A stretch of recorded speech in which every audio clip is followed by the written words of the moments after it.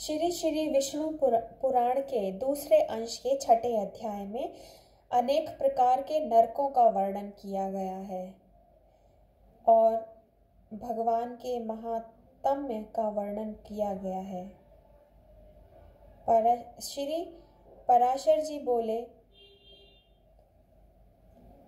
पृथ्वी और जल के नीचे नरक है जिनमें पापी लोग गिराए जाते हैं। उनका विवरण सुनो।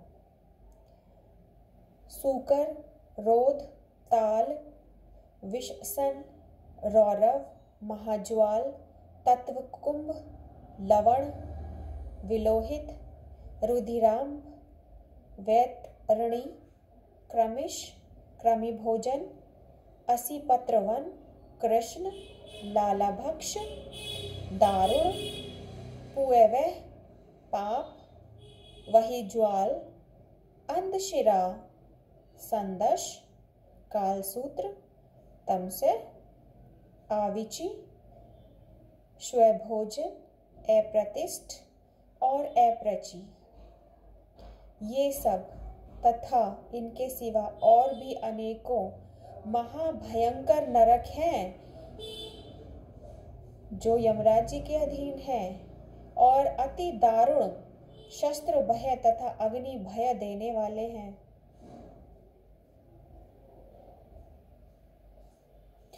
जिनमें जो पुरुष पापरत होते हैं वही गिरते हैं।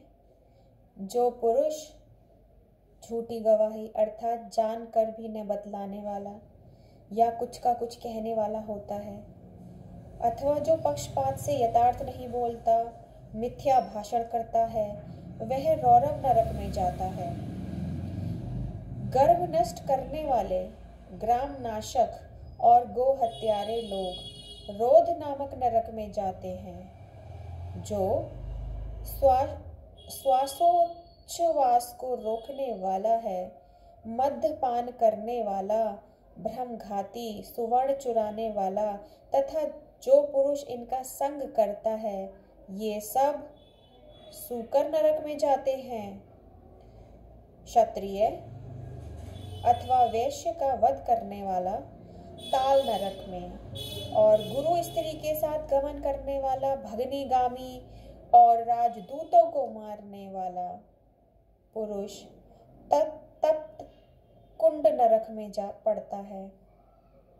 सती स्त्री को बेचने वाला, कारागृह रक्षक, अश्व विक्रेता और भक्त पुरुष का त्याग करने वाला, ये सब लोग तप्त लोह नरक में गिरते हैं। पुत्र वधू और पुत्री के साथ विषय करने वाला पुरुष महाज्वाल नरक में गिराया जाता है।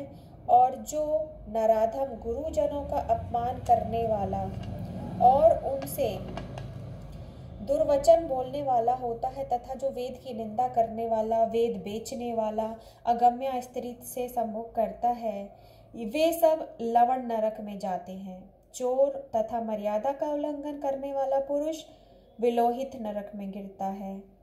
देव, द्विज और पितृगण से द्वेष करने वाला तथा रत्न को दूषित करने वाला क्रमी भक्ष नरक में, और अनिष्ट यज्ञ करने वाला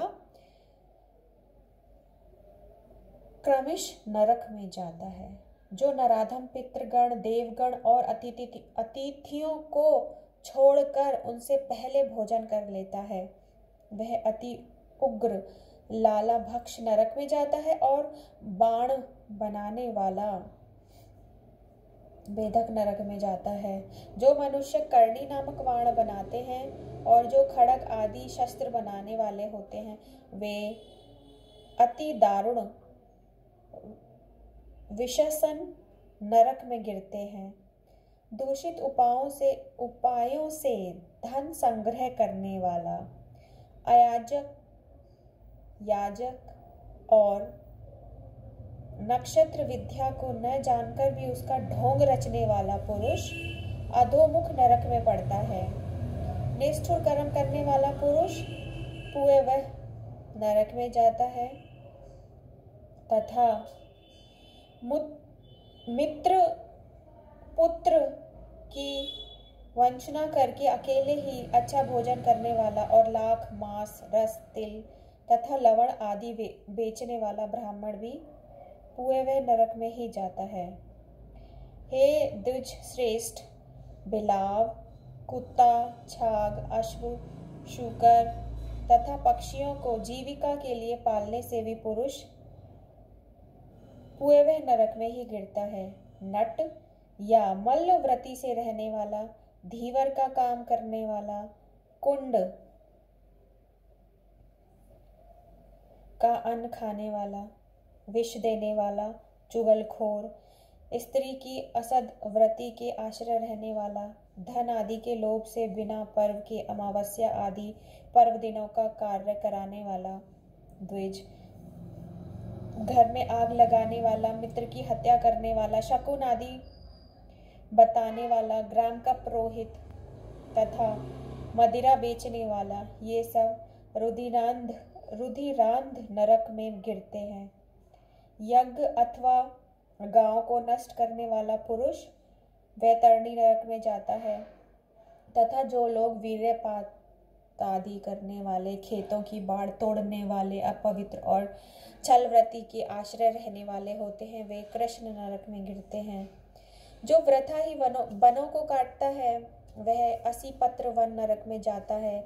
गडरी और व्याघ गण वही ज्वाल नरक में गिरते हैं। जो कच्चे घड़ों अथवा ईंट आदि को पकाने के लिए उसमें अग्नि डालते हैं वे भी वही ज्वाल नरक में जाते हैं। व्रतों को लोप करने वाले तथा अपने आश्रम से पतित दोनों ही प्रकार के पुरुष संदंश नरक में गिरते हैं। जिन ब्रह्मचारियों का दिन में तथा सोते समय बुरी भावना से वीर्यपात हो जाता है अथवा जो अपने ही पुत्रों से पढ़ते हैं वे लोग स्वभोजन नरक में गिरते हैं। इस प्रकार ये और अन्य सैकड़ों हजारों नरक हैं जिनमें दुष्कर्मी लोग नाना प्रकार की यातनाएं भोगा करते हैं। इन उपरोक्त पापों के समान और भी अनेकों हजारों पाप कर्म है, लाखों पाप कर्म है। उनके फल मनुष्य विभिन्न विभिन्न नरकों में भोगा करते हैं। जो लोग अपने वर्णाश्रम धर्म के विरुद्ध मन, वचन तथा कर्म से कोई आचरण करते हैं वे नरक में गिरते हैं। अधोमुख नरक वासियों को स्वर्ण लोक में देवगण दिखाई दिया करते हैं और देवता लोग नीचे के लोकों में नार की जीवों को देखते हैं। पापी लोग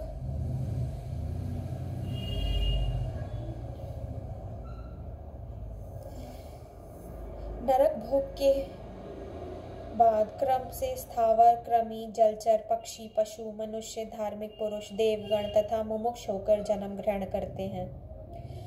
मुमुक्ष पर्यंत इन सब में दूसरों की अपेक्षा पहले प्राणी यानी संख्या में सहस्त्र गुण अधिक हैं। जितने जीव स्वर्ग में हैं उतने ही नरक में हैं। जो पापी पुरुष प्रायश्चित नहीं करते वे भी तो नरक में जाते हैं। विभिन्न विभिन्न पापों के अनुरूप जो प्रायश्चित हैं उन्हीं को महर्षियों ने वेदार्थ का स्मरण करके बताया है। स्वयंभूव मनु आदि स्मृतिकारों ने महान पापों के लिए महान और अल्पों के लिए अल्प प्रायश्चितों की व्यवस्था की है, किंतु जितने भी तपस्यात्मक और कर्मात्मक प्रायश्चित हैं उन सब में सबसे श्रेष्ठ है भगवान श्री कृष्ण का स्मरण, उनको याद करना। जिस पुरुष के चित्त में पाप कर्म के बाद पश्चाताप होता है उसके लिए प्रायश्चितों का विधान है। लेकिन ये हरि स्मरण है ना, हरि को याद करना, ये एकमात्र स्वयं ही परम प्रायश्चित है। प्रातःकाल, सायंकाल, रात्रि में या मध्याह्न में किसी भी समय श्री नारायण का याद करने से, स्मरण करने से पुरुष के समस्त पाप तत्काल खत्म हो जाते हैं। से श्री विष्णु भगवान के स्मरण से समस्त पाप राशि के भस्म हो जाने से पुरुष मोक्ष पद प्राप्त कर लेता है।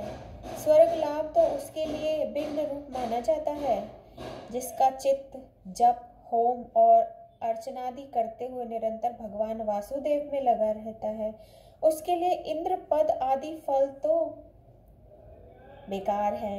कहाँ तो पुनर्जन्म के चक्कर में डालने वाली स्वर्ग प्राप्ति और कहाँ मोक्ष का सर्वोत्तम बीज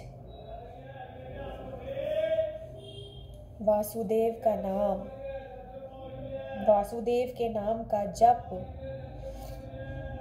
श्री विष्णु भगवान का लगातार स्मरण करने से संपूर्ण पाप क्षीण हो जाने के कारण मनुष्य फिर नरक में नहीं जाता। चित्त को प्रिय लगने वाला ही स्वर्ग है और इसके विपरीत लगने वाला नरक है। पाप और पुण्य के ही दूसरे नाम नरक और स्वर्ग है। जबकि एक ही वस्तु सुख और दुख तथा ईर्ष्या और कोप का कारण हो जाती है, तो उसमें वस्तुता ही कहाँ है? क्योंकि एक ही वस्तु कभी प्रीति का कारण होती है और वही दूसरे समय दुखदायिनी हो जाती है, और वही कभी क्रोध की हेतु होती है और कभी प्रसन्नता देने वाली हो जाती है। अतः कोई भी पदार्थ दुखमय नहीं है और ना ही कोई सुखमय है। ये सुख दुख तो मन के ही विकार हैं। ज्ञान ही परम ब्रह्म है और वही बंधन का कारण है। यह संपूर्ण विश्व ज्ञान में ही है। ज्ञान से भिन्न और कोई वस्तु नहीं है। विद्या और अविद्या को ही तुम ज्ञान ही समझो।